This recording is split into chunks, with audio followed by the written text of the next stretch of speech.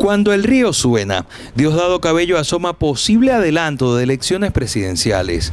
Cuentas no tan claras. BCB Ad Hoc presentó memoria y cuenta ante la Asamblea Nacional opositora. Lo que faltaba, temen envenenamiento masivo por contrabando de papa. Paralizados. Cada día circulan menos unidades de transporte público en Venezuela. Desterrados. Nicaragua libera a más de 200 opositores presos y los expulsa a Estados Unidos. Hola, ¿qué tal? Hoy es viernes 10 de febrero de 2023. De inmediato comenzamos con las informaciones de la presente emisión de Noticias Impacto Venezuela. Desde el estado Carabobo, Diosdado Cabello, número 2 del chavismo, dejó entrever que podría haber un adelanto de elecciones presidenciales, las cuales ya no serían en 2024, y llamó a la militancia de este partido a estar atenta y preparada. Sandino Ignacio Yaguare nos cuenta. El primer vicepresidente del PSV, Diosdado Cabello, continúa su recorrido por el país juramentando a los equipos estadales del partido. Este jueves, durante su paso por el estado Carabobo, nuevamente dejó entrever un posible adelanto de elecciones.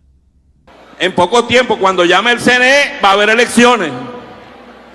En cualquier momento, las que tocan son, según el cronograma, son las elecciones presidenciales.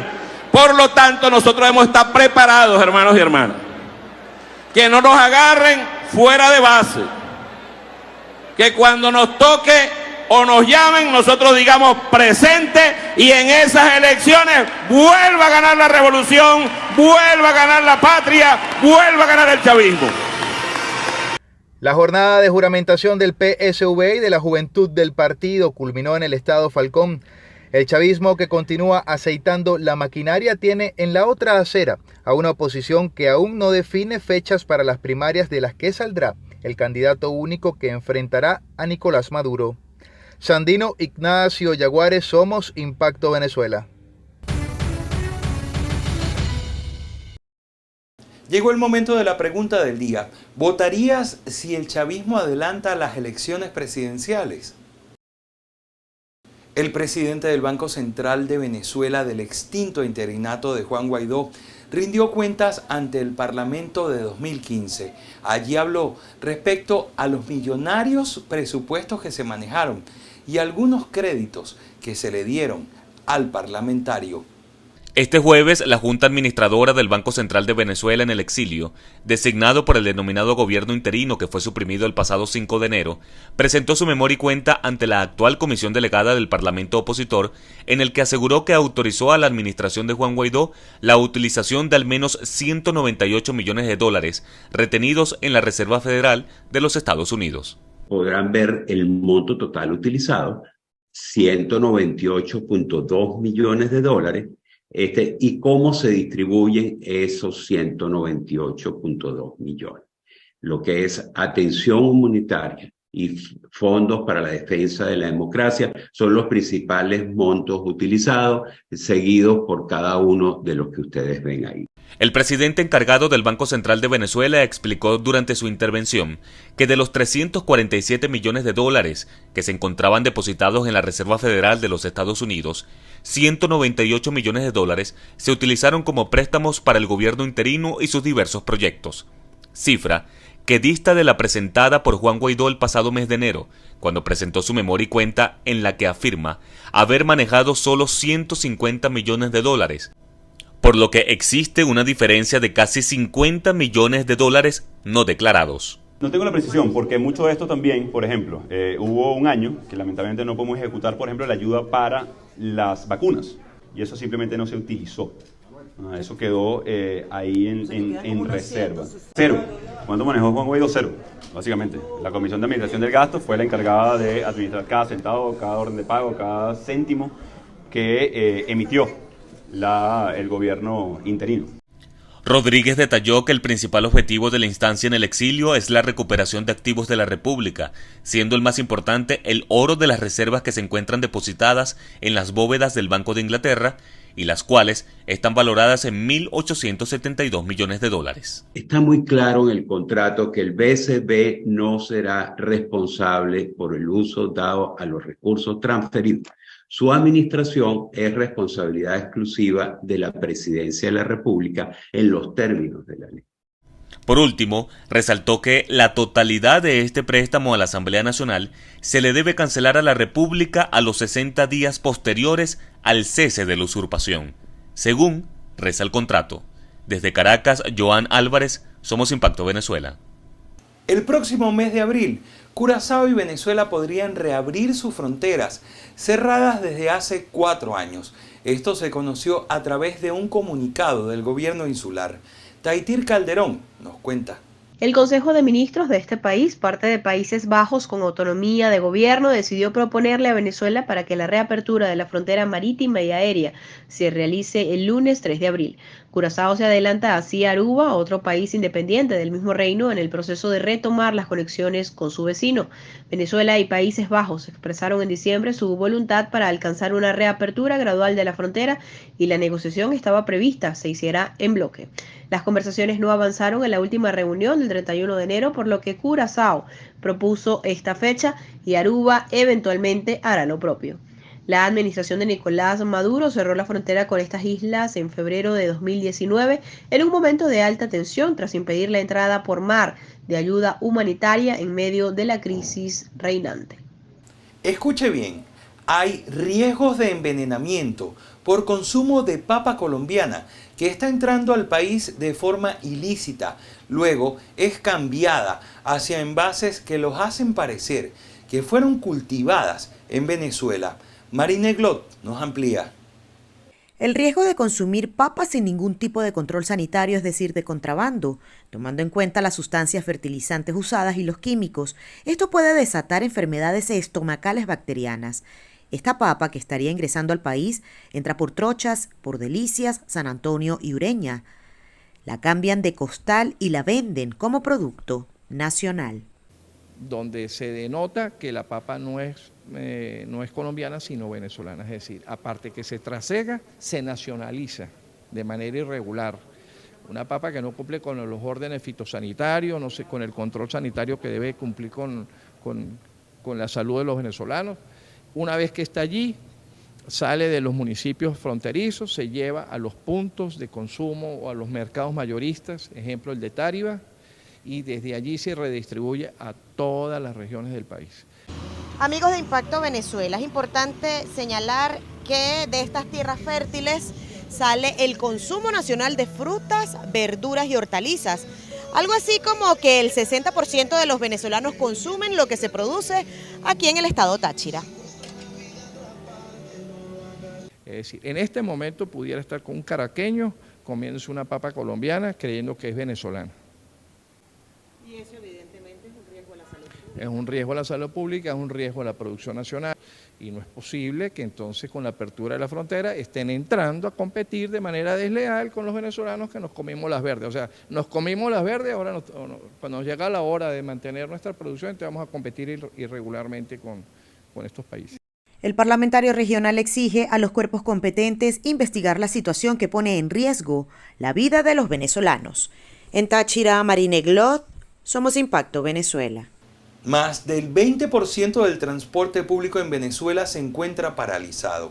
En un trabajo especial de nuestro compañero Ramón Vélez, les contamos por qué. Desde hace meses los choferes de autobús en Venezuela han venido denunciando que la falta de combustible se ha ido agravando. Es tanto así que hoy en día en las calles del país hay menos unidades circulando debido a esta problemática. Para poder garantizar una jornada diaria, el sector transporte consume alrededor de unos 120 litros diarios de combustible. La paralización del transporte cada vez se ha venido efectuando más. De 12.000 transportistas hemos reducido a 7.000 y de ahí vamos mermando. Creo que vemos alrededor de 5.000 o 4.000 transportistas en estos momentos trabajando, funcionando por lo del tema del combustible y toda la situación que se ha venido agravando. Pero no solo ha sido el combustible el que ha mermado el transporte público en las calles de nuestro país. A esa realidad ellos también suman que en ocasiones cuando se les daña un vehículo, se les hace cuesta arriba repararlo debido al alto costo que tienen los repuestos acá en Venezuela. Una buseta en gastos operativos, cuando es una compra de repuestos, estamos hablando de que una pastilla de freno que pasaba a costar $20, ya es un incremento ya que nos cuesta hasta 40 y hasta $50 se consigue en el mercado.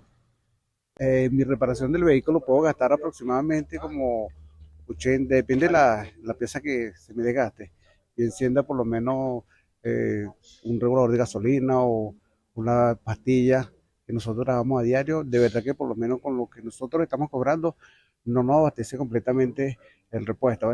De continuar esta situación, desde el gremio de transportistas en Venezuela alertan que podría haber una paralización que sobrepase el 50%, tal como ocurrió en 2017, en donde la falta de combustible, la crisis económica y la falta de una tarifa justa conllevó a que las rutas desaparecieran de las calles y en ese momento surgieran nuevas unidades de transporte conocidas como los Rutachivo. Ramón Vélez, Somos Impacto, Venezuela. Escuche muy bien lo que le pidieron a la Conferencia Episcopal Venezolana por parte de los movimientos LGBTIQ+ en Venezuela. El llamado a no criminalizar la homosexualidad hecha por el Papa Francisco ha movilizado nuevamente a la comunidad LGBTIG+ en Venezuela, quienes en reunión sostenida con la Conferencia Episcopal Venezolana han presentado una nueva solicitud. Asistimos al Centro Episcopal Venezolano solicitando una reunión. Fuimos atendidos por Monseñor Viper, subsecretario del Episcopado Venezolano. Allí planteamos dos cosas: que se cree en Venezuela un ministerio pastoral para la comunidad LGBTI, que haga el acompañamiento amoroso a nuestra población que tanto necesita de fe. Por otra parte, exigen al episcopado acompañar su lucha para la derogación del artículo 565 del Código de Justicia Militar. El artículo 565 del Código de Justicia Militar establece una condena de 1 a 3 años de cárcel. En recientes declaraciones, el Papa Francisco hace un llamado a los obispos para que acompañen a los movimientos LGBTI en la derogación de estas normas, ya que textualmente dice que la homosexualidad no es un delito. Las peticiones fueron recibidas en la Conferencia Episcopal Venezolana por Monseñor Rafael Bitter, un encuentro donde también estuvo presente Tamara Adrián, la primera diputada trans de Venezuela. Sandino Ignacio Yaguares, Somos Impacto Venezuela. Llegaron a Estados Unidos 222 políticos de oposición de Nicaragua que fueron desterrados hacia este país. Edwin Prieto nos cuenta. Desterrados de su país natal como cualquier cosa, fueron expulsados más de 200 políticos opositores al régimen de Daniel Ortega, quien valiéndose de la manipulación de la justicia los tenía detenidos.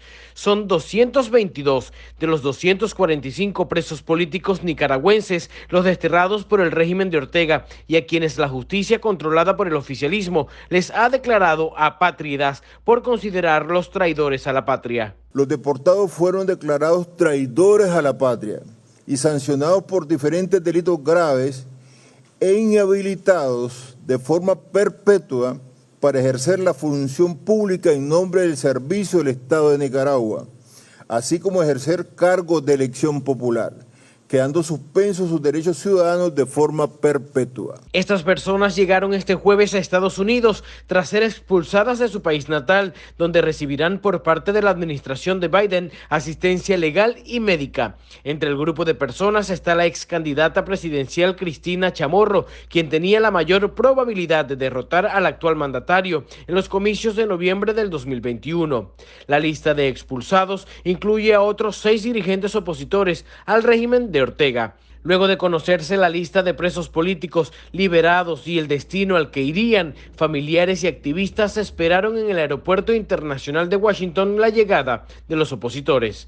Edwin Prieto, Somos Impacto Venezuela.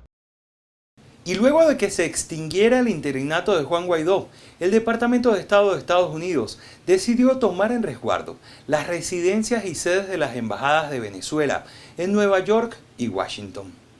Estados Unidos tomó la custodia de la embajada y las residencias oficiales de Venezuela en Washington y Nueva York, luego que se cerrara la misión diplomática de la oposición tras la destitución de Juan Guaidó como presidente interino. De acuerdo con Bloomberg, el Departamento de Estado se hizo cargo de los edificios a partir del 6 de febrero. Hasta el momento, los representantes del departamento y de la oposición venezolana no han respondido a las preguntas que envió Bloomberg. El incidente se suma a la confusión sobre quién representará a la oposición en países extranjeros.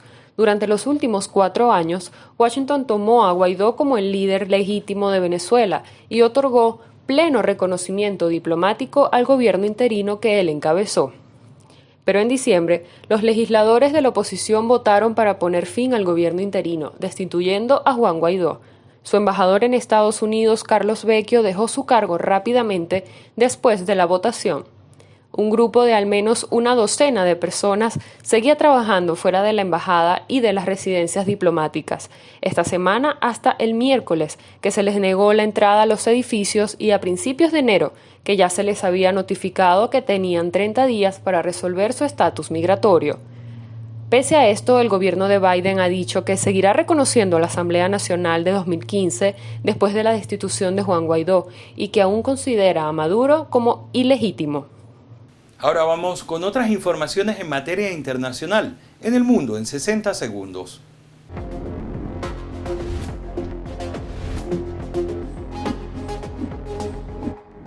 ¿Qué tal? Bienvenidos al Mundo en 60 segundos. Inicio contándoles que el régimen de Daniel Ortega en Nicaragua liberó a más de 200 presos políticos que se encontraban en diferentes cárceles de ese país. Así lo confirmaron algunos familiares y opositores exiliados en Estados Unidos. El presidente del Comité Olímpico Internacional, Thomas Bach, confirmó que sí son ciertas las amenazas de Ucrania a interrumpir los Juegos Olímpicos 2024 en París si llegan a participar deportistas rusos o bielorrusos.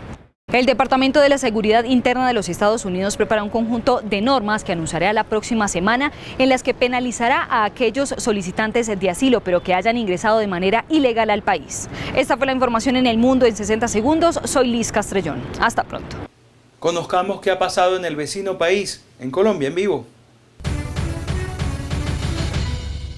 Hola, ¿qué tal todos? Bienvenidos a Colombia en vivo. Sin vida fue encontrada Joana Carolina Milán, la primera víctima colombiana del terremoto de Turquía el pasado 6 de febrero. La mujer se desempeñaba como guía turística en ese país. Una tragedia que ya ha dejado más de 20.000 personas fallecidas. Capturaron al coronel Clauder Cardona, comandante de la policía del Chocó, por presunta participación en minería ilegal. El oficial llevaba 2 años ejerciendo este cargo en esta región. En esta zona delinquen grupos armados ilegales como la guerrilla del ELN y el Clan del Golfo. El exalcalde y protagonista del escándalo del carrusel de la contratación, Samuel Moreno, se encuentra en estado de salud crítico. Se desmayó mientras estaba en la Escuela de Carabineros de Bogotá, lugar donde paga su condena por el escándalo del carrusel de la contratación. Moreno tuvo que ser reanimado 3 veces y se encuentra bajo observación médica. De esta manera terminamos Colombia en vivo. Los invito a que nos sigan en todas nuestras redes sociales. Soy Nicolás Amaya. Hasta pronto. Los gamers tomarán Venezuela. Bárbara Orozco nos cuenta dónde y cuándo. Por primera vez, Venezuela va a contar con la Expo Gamer más grande de Latinoamérica, la cual se va a instalar en la terraza del Centro Comercial Ciudad Tamanaco desde el 24 hasta el 26 de marzo. Esto no solamente va a recibir a los jugadores, sino que el público en general podrá disfrutar de exhibiciones, demostraciones de juegos, torneos de relámpagos, presentaciones musicales, concursos de cosplay tanto en League of Legends como temática abierta y muchísimas cosas más. Por otra parte, Vico sí ofreció una nueva noticia para sus fanáticos, y es que luego de 15 años va a sacar un nuevo álbum. El denominado filósofo del rap publicará su nuevo disco en mayo de este año. Recordemos que en la década de 1990 el artista puso el rap en español en el radar con temas como Me Acuerdo, Bomba para Fincar, entre otros. Cambiando de tema, el reggaetonero puertorriqueño Anuel AA anunció en vivo en sus redes sociales la ruptura amorosa con Yailin, la más viral, con quien además está esperando una bebé. Ya tú sabes, súper feliz. la mamá, y ya no estamos juntos por cosas de la vida, viste, triste que está embarazada, ¿entiendes? Y podemos estar juntos ahora mismo teniendo una familia bajo el mismo techo, pero por cosas de la vida no estamos juntos, ¿entiendes? No vamos a ver que sí, siempre no va a estar hablando y que haciendo un circo, hablando de por qué sí, por qué no, ¿entiendes lo que te digo? De esta forma llegamos al final del repaso por las noticias más resaltantes en materia de entretenimiento. Yo soy Bárbara Orozco y nos vemos en la siguiente emisión. Llegamos al final de la presente emisión de Noticias Impacto Venezuela. Les recordamos que tenemos a su disposición, con información 100% confirmada, impactovenezuela.com.